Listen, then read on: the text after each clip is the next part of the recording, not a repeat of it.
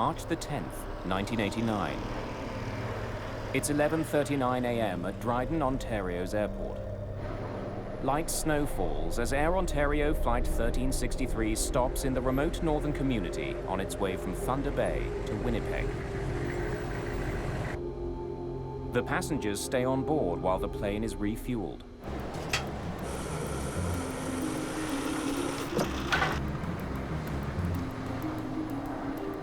For flight attendant Sonia Hartwig and the crew aboard the Fokker F-28, it's been a frustrating day of delays. Big, fluffy, white snowflakes at this time were falling gently to the ground, and it was very, very gray. And I thought, I guess this means we're going to be delayed again. I can't see us making it to Winnipeg on time. It's Friday, the beginning of March break. Already an hour behind schedule, another delay could jeopardize the vacation plans of many of the 69 passengers and crew. There was a lot of families traveling on board with plans. Most of them were going skiing, and so they were very concerned about meeting their connections in Winnipeg. Kenora, Dryden, it's Ontario 363. Ontario 363, Kenora. We've got quite a... As First Officer Keith Mills checks on weather conditions, Captain George Morwood returns from making a phone call inside the airport. It's getting worse. What's the latest? It won't clear till late afternoon. Check that. Quite heavy snow. Looks like it's going to be a bad one.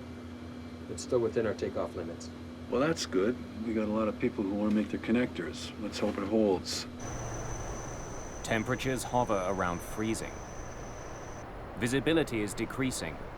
If the flight doesn't leave soon, it could be grounded indefinitely. Dryden is a very small city. It's a very remote part of Ontario. With a population of about 6,500, the isolated community lies halfway between Thunder Bay and Winnipeg. Harsh Canadian winters with bitter cold reaching minus 35 degrees Celsius are the norm here. It's not the place to be stranded in the middle of a snowstorm.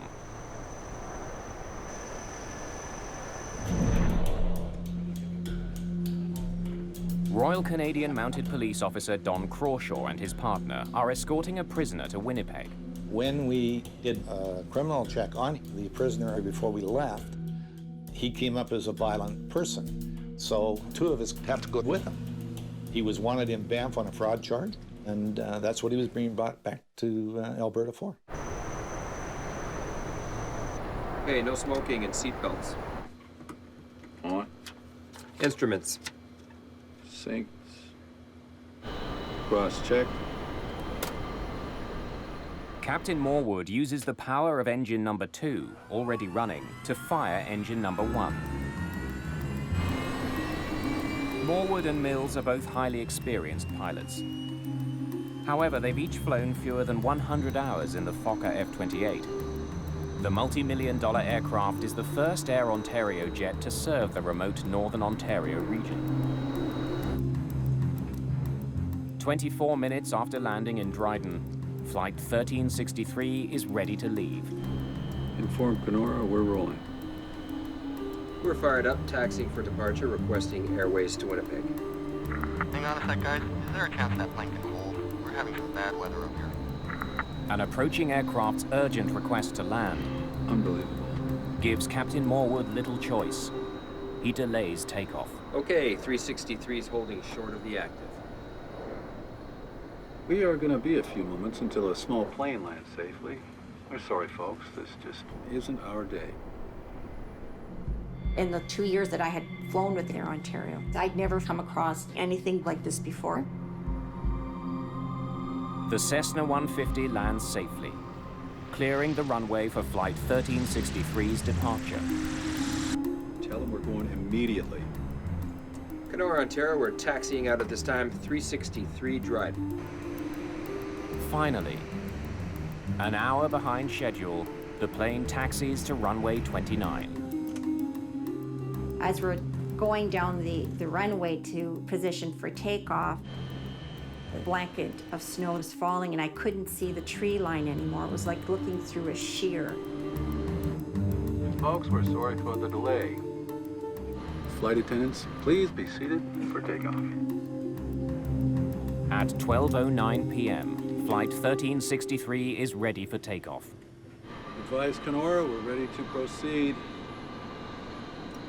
And Kenora Dryden, Ontario 363 is about to roll 29 at Dryden. Ontario 363, Kenora, roger. Captain Morwood performs a brief engine run-up, heating the engines to rid them of any accumulated snow and ice. Then he begins his roll down the runway. When we're taking off, I'm usually very quiet and focused, meticulously going through a checklist in my own mind. What would I do in the case of an emergency? E1, The F-28 reaches its takeoff speed, rotate. 80 knots.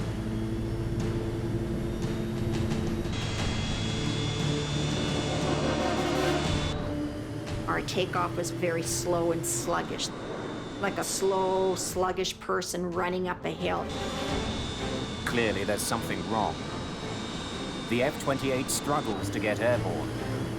We cleared the trees. The plane started shaking.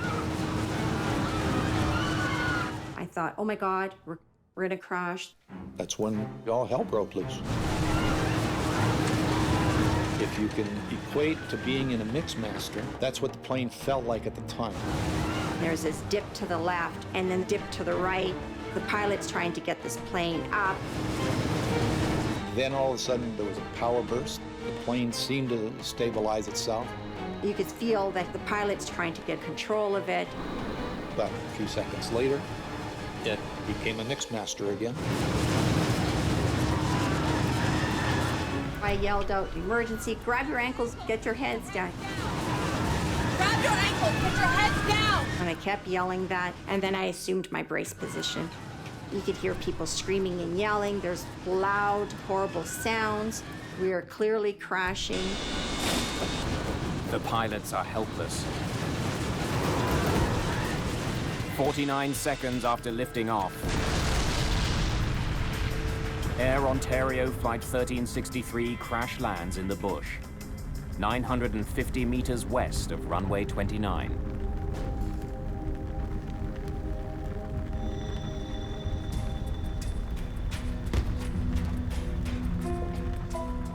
There was carnage of the aircraft all over the place. I didn't know where I was. And at that point, I thought, oh my gosh, I'm alive. I'm still alive, that this is all happening so quickly. When we crashed, we came down on an angle. It ripped the right side of the plane open, and that's how we got out, or else we probably would have never gotten out. Now, the prisoner was still in handcuffs, so I reached over and I took the cuffs off of him there, but he never left me. And then we exited the aircraft. There's fire all around, there's explosions. I'm thinking, oh my God, we're full of fuel. Guys, come this way. And I started yelling, come this way, for people to follow my voice. Come this way. Come on. We're gonna go Passengers this way. scramble for safety before the fire spreads. 45 people survived the accident, but 24 people do not, including Captain Morwood and First Officer Mills.